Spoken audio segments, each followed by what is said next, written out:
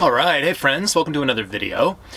This one we're gonna be doing a little how-to vlog style combination. Basically we decided to do some renovations on the Living Zeal bus. We've been getting a lot of comments. I'd say a high majority of our comments are about how the last tour video we mentioned that we took out our bathroom. And people are just so baffled that we don't have a bathroom. So we redid the front of the bus, put a bathroom in here, and we want to give you guys a little tour and show you how we did it. So it kind of took us by surprise when we were getting so many comments, like a plethora, saying that you need to have a bathroom and why would you take out your bathroom? I would never take out my bathroom. It was a lot of the comments that we were getting. And it made us think about how we came to that decision. It was almost like a gradual day by day. You become more and more detached from like having warm showers every day and like a lot of these creature comforts, as you would call it, that you were used to in your previous life.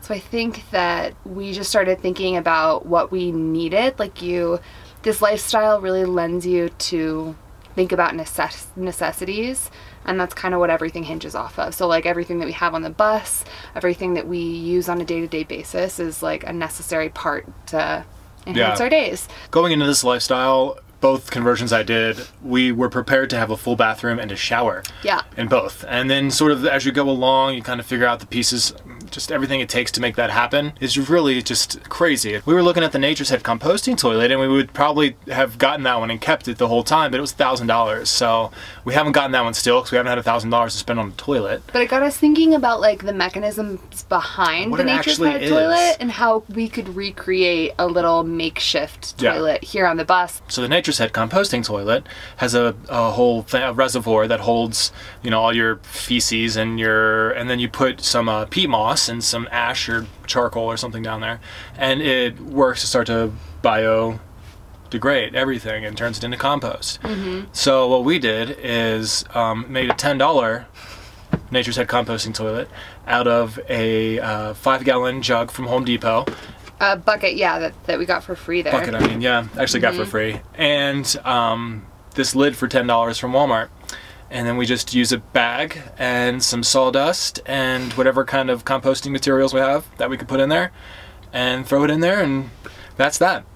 As far as liquids, we have a really awesome litter setup, meaning that we buy a jug of litter and the cats get everything inside, and we keep the jugs for ourselves because they make really great pee vessels. Highly recommend Tidy Cats. Sorry if you're watching this, Mom. I know. Yeah, some people think it's weird. I guess this lifestyle probably wouldn't be for you. We wanted to keep it sort of self-contained in a little thing that we could just tie up and throw away. Because you kind of desensitize. And having compostable bags, that's big for the buckets too, because then you're just collecting compostable stuff into a plastic bag, which nobody wants that. So you get very quickly desensitized to poo and pee and normal taboo things very quickly on the bus. Especially not just as an individual, but in like a relationship with the two of us. You get very familiar with each other in such a small place. Yeah, definitely. And that's something you either agree that's gonna happen and you move on with it, or you make it a weird thing. But we've never made it a weird thing. It's just part of our lives. And we understand that, because everyone poos, even our kitties, and they smell the worst.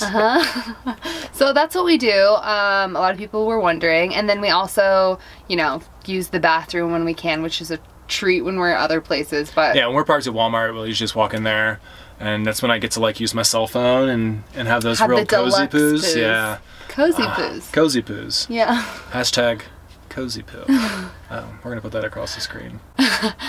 Okay. What we did to the front. Let's run you through this real quick. It used to be a complete disaster area where we basically just stored things we didn't want to deal with. Our bikes were up here, the kitty litter box was up here, tons of garbage. It was just a huge mess. I had to like cut wood up here sometimes, so there was like sawdust everywhere. It was not ceiling was leaking everywhere anytime we used propane. There was no light. It was just really terrible. Our clothes were getting watered on. It was so bad. Anyway. So the first step was to insulate. We did that last week, and if you haven't seen that video, go check that one out. I think that was how to stay warm in frigid temperatures. Yeah. So we insulated the front area, and then we also just insulated the ceiling here, just with this radiant barrier. We didn't go crazy on it. We wanted to do the whole thing we set our budget at $50 and ended up coming out at $60, including the door and everything, which I'm about to show you. Which, yeah, is beautiful and amazing. Yeah, it's really cool. So Insulation. Yeah, we did the insulation, and then we got this pegboard, which you'll see, and we don't have any hooks for it yet, but that'll be really useful once we do have hooks. And then we went to Home Depot. We got our wood for $4, right, out of the scrap. Out of the scrap bin. Which was awesome, so it's 70% off. Check that out if you have a Home Depot nearby.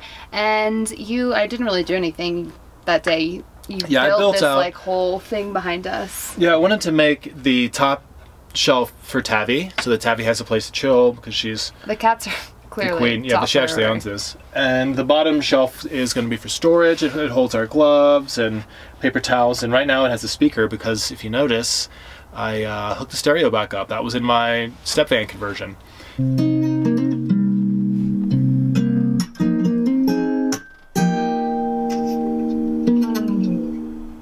So that stereo's on the second shelf. It's an Onkyo receiver with Polk audio speaker back there, and then I have a subwoofer behind the driver's seat and another speaker, a little satellite speaker mounted. It's loud enough. It sounds good. It does.